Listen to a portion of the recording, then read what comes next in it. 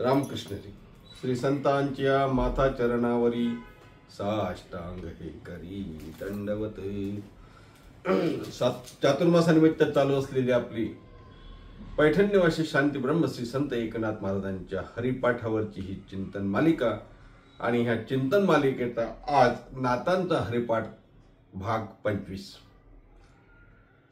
24 भागामध्ये आपण नाथांच्या हरिपाठावरील अभंगावर चिंतन केलं. मागच्या भागापर्यंत आपण 20व्या अभंगापर्यंत पोहोचलो होतो. 20व्या अभंगावरचं चिंतन मागच्या भागामध्ये केलं. करा रे बापांनो साधन हरीचे, या अभंगावर आपण चिंतन केलं. आणि आजचा जो अभंग आहे, ज्या अभंगावर आपल्याला चिंतन करायचं आहे, तो अभंग 21व्या क्रमांकाचा अभंग आहे. अभंग आपल्यासमोर ठेवतो आणि चिंतनाला सुरुवात करतो. काय अभंग?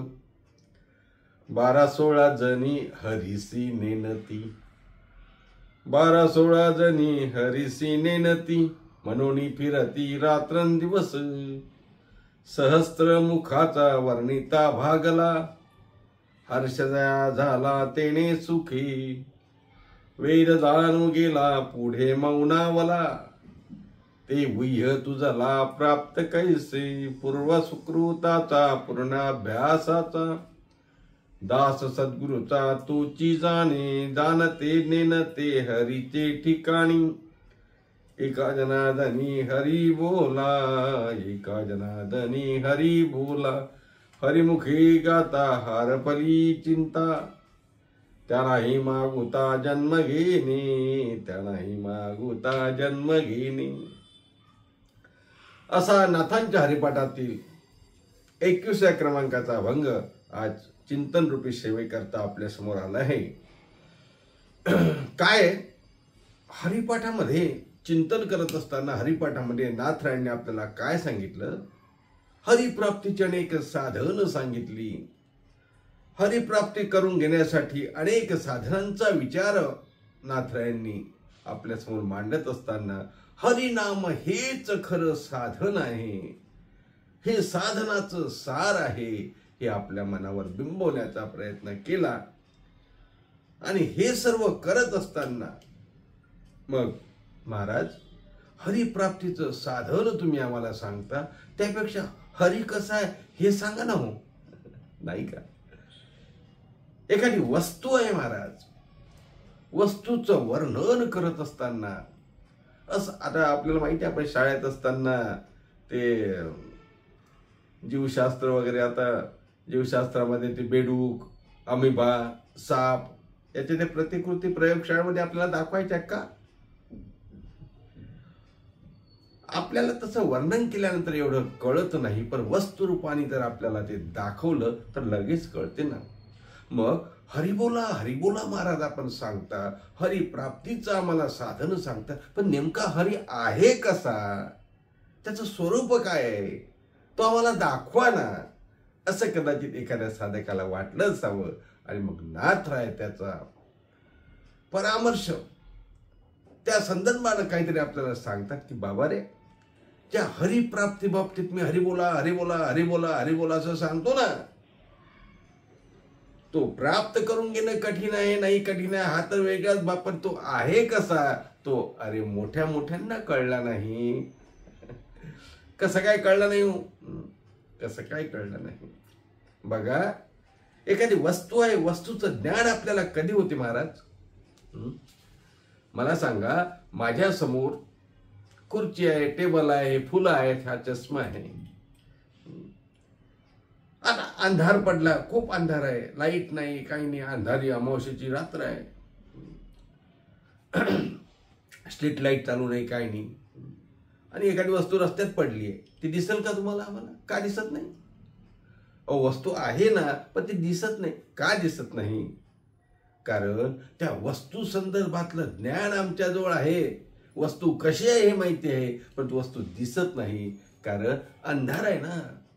मग प्रकाश ज्या वेळेला एखाद्या लाईटचा, सूर्याचा, चंद्राचा, कुणाचाही प्रकाश त्या वस्तूवरती पडला, मोमबत्तीचा का होईना, दिव्याचा का होईना, प्रकाश पडला की मग समजते, अरे अरे अरे, हे घड्याळ आहे माझी पडलेली, हा चष्मा आहे माझा पडलेला, हा पेन आहे माझा पडलेला. काय तो पेन अगोदर नव्हता?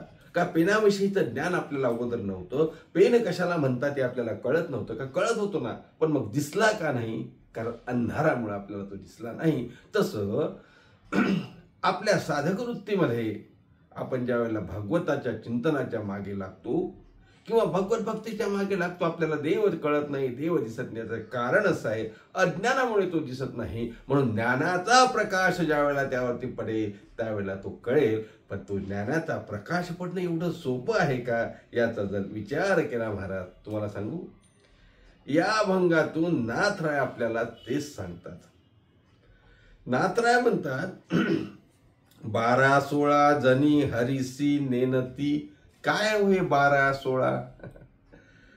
असं आहे, 12 म्हणजे सूर्याच्या 12 कला आणि चंद्राच्या 16 कला म्हणजे 16. 12 सूर्याच्या, 16 चंद्राच्या, 12-16 जनी. गंमत अशी आहे महाराज, हा सूर्य सर्वांना प्रकाश देतो. प्रकाश काय सूर्य, तेजाचा प्रकाश काय की नाही. उदयल्या गवस्ती असे शशी मार्ग, रात्रीचा अंधार निघून गेला, आता लाईट आहे हो, स्ट्रीट लाईट वगैरे आता झाले लाईट. पूर्वी लाईट होती का, पण रात्र गेल्यानंतर दिवस प्रकाश कोण द्यायचं, सूर्यामुळे आपल्याला सर्व अशेषही मार्ग दिसती. सूर्य प्रकाशक आहे, आजही आहे, नाही असं नाही. काही दिवसात स्ट्रीट लाईट असतात का. सूर्य आपल्याला प्रकाश देतो. सूर्य हा जगाचा प्रकाशक, जगाला प्रकाश देतो. 12 कला त्याच्याजवळ आहे. चंद्रही रात्रीचा प्रकाश देतो, चंद्रही प्रकाशक आहे. आणि त्याच्यामुळं असा तेजोमय प्रकाशक असलेला चंद्र सूर्य हा जगाला प्रकाश देत असेल, हा जगाला प्रकाश देत असेल, पण हा देव आपल्याला दाखवू शकत नाही. महाराज म्हणतात 12-16 जणी हरीसी नेनती, हरीला ते समजू शकत नाही. महाराज तर त्याहीपेक्षा पुढे जाऊन थोडस म्हणजे विनोद केला, मजा केल्यासारखं असं म्हणतात. म्हणून फिरती रात्रंदिवस, म्हणून फिरत. देवालाच जाणत नाही ते सूर्य चंद्र, यांच्याजवळ कला आहे, यांच्याजवळ प्रकाश आहे, पण हे देवाचं ज्ञान आपल्याला करून देऊ शकत नाही. म्हणून तर हे आयुष्यभर फिरतात. म्हणून फिरती रात्रंदिवस, 12-16 जणी हरिसी नेनती. म्हणून फिरती रात्रंदिवस, रात्रंदिवस. अहो तुम्हाला एक सांगू का, परमात्म्याचं ज्ञान हे करून देऊ शकत नाही, म्हणजे परमात्म्याचा प्रकाश आपल्याला दाखवू शकत. यांना प्रकाश देतो कोण, यांनाच देव प्रकाश देतो. गीतेच्या 15व्या अध्यायामध्ये आलं ना, न तद्भासय ते सूर्य न शशांको न पावका, नाही का. किंवा यदादित्यगतं तेजो जगद्भासयते किलम यच्चंद्रमसि यच्चाग्नो तत्तेजो विद्धि मामकाम. तो सूर्य आणि चंद्र तुम्हा मला जगाला प्रकाशित करतो, त्याला प्रकाशमान करणारा कोण आहे, तर तो भगवान आहे, तो हरी आहे. म्हणून नाथराय म्हणतात 12-16 जणी हरिसी नेनती, मनोनी फिरती रात्रंदिवस. बरं ठीक आहे, यांना नसल कळत म्हणे, पण तो शेष भगवान साप, अहो शेषशाही भगवान म्हणतो की नाही आपण. विष्णू भगवान कशावर आहेत बसलेले, शेषावर आहेत ना, शेषशाही. क्षीरसागराच्या ठिकाणी शेषावर भगवान बसले आहेत. मग जवळच्या माणसाला जास्त माहिती असते नाही का. एखाद्याचं सेटिंग करायचं असलं आपण काय करतो, जवळचं म्हणतो, ते जवळच आहे, त्याला माहिती आहे साहेब कसे आहेत. साहेबाजवळ पोहोचायचं तर साहेबाचा जवळचा कोण आहे बघितला जातो, मंत्र्याजवळ पोहोचायचं मंत्र्याच्या जवळचा कोण बघितला जातो, अधिकाऱ्याजवळ पोहोचायचं अधिकाऱ्याच्या जवळचा कोण, कारण त्याला माहिती असते ना सर्व. मग हा विष्णू भगवंताच्या पांडुरंग परमात्म्याच्या जवळ असणारा शेष, याला तरी माहिती असायला पाहिजे की नाही. अहो काय माहिती त्याला, तो त्याचं वर्णन करायला गेला. महाराज म्हणतात शेषाला सहस्र म्हणजे 1000 मुख असं सांगितलं जाते महाराज. आणि महाराज तर म्हणतात हा 1000 मुखानं भगवंताचं वर्णन करायला लागला. झालं काय, सहस्र मुखाचा वर्णिता भागला, सहस्र मुखाचा वर्णिता भागला, सहस्र मुखाचा वर्णिता भागला. हर्ष जया झाला तेने सुखी. अहो, त्यांनी पृथ्वी आपल्या डोक्यावरती घेतली आहे. शेषाच्या डोक्यावरती पृथ्वी आहे असं म्हटलं जातं. या शेषाला सुद्धा त्याच्या गुणाचं वर्णन करता आला नाही, तोही थकला. म्हणून महाराज म्हणतात, सहस्त्रमुखाचा वर्णिता भागिला, हर्षदया झाला तेने सुखे. काय सांगावं महाराज. शेष भगवंताचं वर्णन करायला गेला. महाराज म्हणतात, शेषस्तुती प्रवर्तला, जिव्हा चिरुणी पलंग झाला. तो एक अभंग मी सांगत असतो आपल्याला.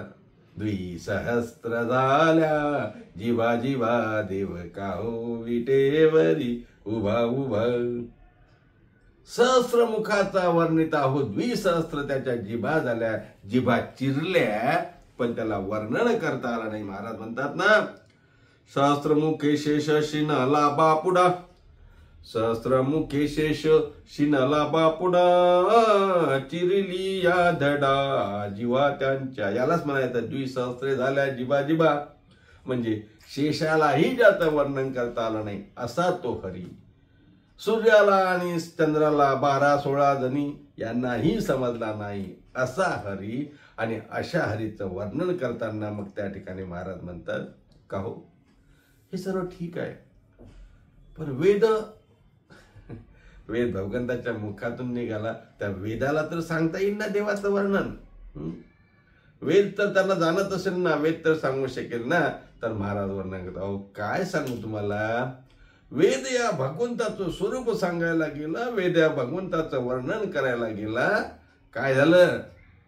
वेद जाणून गेला पुढे मौनावला, वेद जाणून गेला पुढे मौनावला. तिसऱ्या चरणामध्ये महाराज म्हणतात, वेद जाणून गेला पुढे मौनावला, वेद जाणून गेला पुढे मौनावला.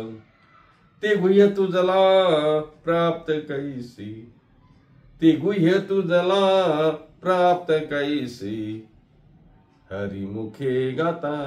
नाही का. वेद जाणून गेला पुढे मौनावला, ते गुह्य तुझला प्राप्त कैसे. लौकिक अलौकिक सर्व वस्तूचं यथार्थ ज्ञान करून देण्याचं सामर्थ्य कशात आहे महाराज. वेदात आहे. असा वेद सुद्धा त्या ठिकाणी भगवंताचं स्वरूप, भगवंताचं स्वरूप वर्णन करायला, भगवंताचं वर्णन करायला गेला, त्याला सुद्धा मौन पत्करावं लागलं. त्यालाही त्याचं वर्णन करता, ओ नेती नेती नेती असं म्हणावं लागलं. वेद शास्त्र श्रुती भगवंताचं नेती नेती जाणू शकले नाही, म्हणून त्यांना नेनत म्हणावं लागलं. महाराज म्हणतात ना, वेदू काय काय न बोले, परी नावची नाही घेतले. या वेदाला महाराज समजलं नाही. अभंग आपल्याला माहित आहे, वेदाशी कानडा श्रुतीशी कानडा. नाही का. वेदालाही कळला नाही, वेदालाही नाही कळला. आपल्याला माहिती ना प्रमाण, वेदालाही नाही कळला, अंतपार ज्याचा कानडा, राजा पंढरीचा. आता मला ते स्वर नाही हो, गाण्याचे स्वर कळत नाही, गायन कला माझ्यात नाही तर आपण ऐकत असताना नेहमी वेदालाही नाही कळला, म्हणजे वेदाला ज्याचा अंतपार कळला नाही, वेदाला जो कळला नाही, वेदाशी कानडा श्रुतीशी कानडा असलेला देव, त्याचं स्वरूप ज्या वेदाला कळलं नाही तिथे तुम्हा आम्हाला काय कळलं होते. गुह्य जला प्राप्त कैसे, ते अरे बाबा, सूर्य आणि काजवा, काजवा म्हणजे तो आग्या, रात्रीचा चमकतो बघा, सूर्याच्या समोर तुलना आहे काय. अरे मग ते वेदाला कळलं नाही, तुला काय कळेल. ते गुह्य तुझला प्राप्त कैसे, ते गुह्य तुझला प्राप्त कैसे, वेद जाणू गेला पुढे मौनावला, ते गुह्य तुझला प्राप्त कैसे. ते गुह्य आपल्याला कसं कळणार, कारण वेदालाही कळलं नाही. महाराज म्हणतात, श्रुती सुद्धा जिथे नाही नाही म्हणतात, उपनिषदाला जे कळलं नाही. माऊली ज्ञानोबारायांचाही हरिपाठामध्ये आलं ना हो. ज्ञानदेव म्हणे, हरी माझा समर्थ आणि न करवे अर्थ, उपनिषदा न करवे अर्थ. म्हणजे उपनिषदालाही ज्याचा अर्थ करता आला नाही, म्हणजेच वेदाशी कानडा. म्हणजेच वेद जाणू गेला पुढे मौनावला, किंवा बोलता पांगल्या श्रुती नेती नेती कुंडल्या युक्ती पुढे ज्याच्या, यालाच म्हणायचं वेद जाणू गेला पुढे मौनावला. ते वह्य तुझला अप्राप्त कैसे, ते आपल्याला कसं प्राप्त होईल, तुला कसं प्राप्त होईल असं नाथ महाराज त्या ठिकाणी म्हणतात. आणि मग का हो, वेदाला कळलं नाही, शेषाला कळलं नाही, चंद्राला कळलं नाही, सूर्याला कळलं नाही, मग काय कळणारच नाही असं आहे का? महाराज म्हणतात नाही नाही, असं काही नाही.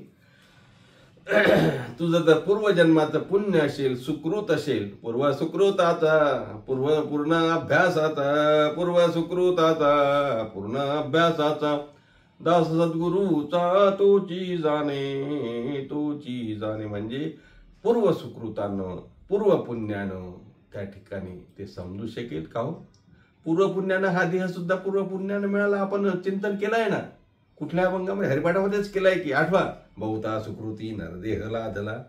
हा नरदेह सुद्धा पूर्व सुकृतानं बहुता सुकृतानं मिळाला. पण नुसतं नरदेह मिळाला म्हणजे देव मिळाला असं नाही ना हो.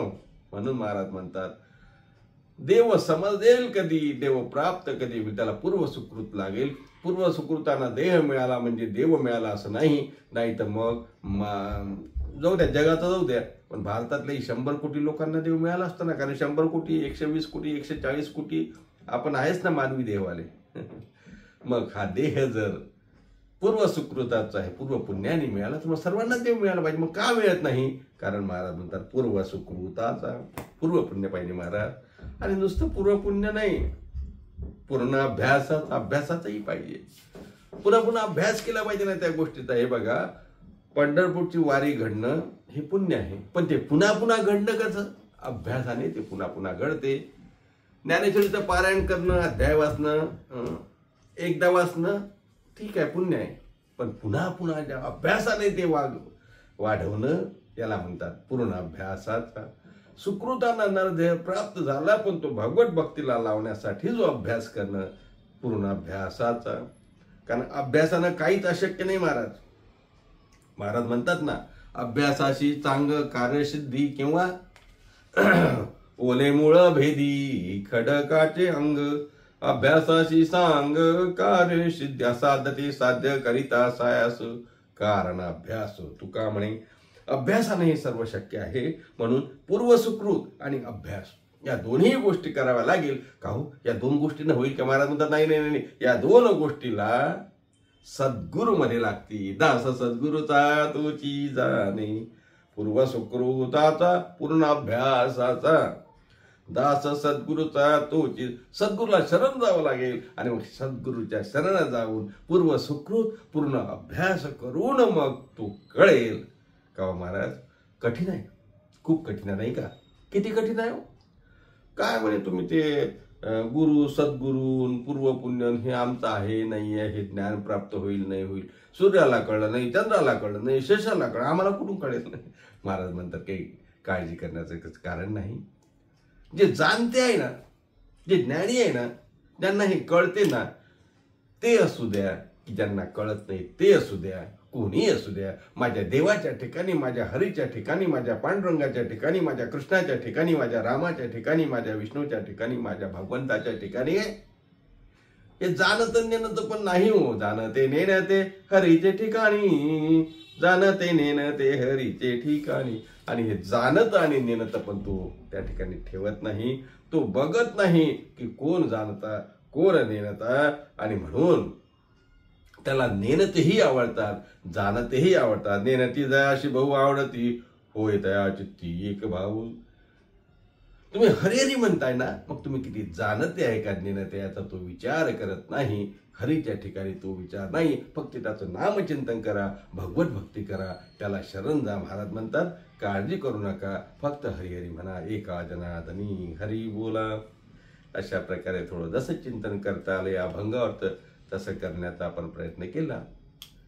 संत महात्म्यांच्या मुखातून ऐकलेलं, त्यांच्या ग्रंथसंपदेतून वाचलेलं जे काही, त्यातले जे काही सुवर्ण कण वेचता आले तेच वाचून आपल्यासमोर मी मांडले आहे. माझं स्वतःचं यात काही नाही. तरी हे चिंतन करताना काही चुकलं असेल ते माझं आहे, आणि बरोबर असेल ते संतांचं आहे. ते त्यांच्याच चरणी अर्पण करू आणि आजच्या भागाला इथे पूर्णविराम देऊन पुन्हा भेटूया पुढच्या भागामध्ये पुढचा अभंग घेऊन. पुढचा अभंग कोणता आहे? पिंडी देह स्थिती ब्रह्मांडी पसारा.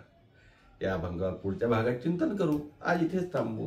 पुन्हा भेटूया पुढच्या भागात आपल्या नियमाप्रमाणे नाथांचं भजन एकदा.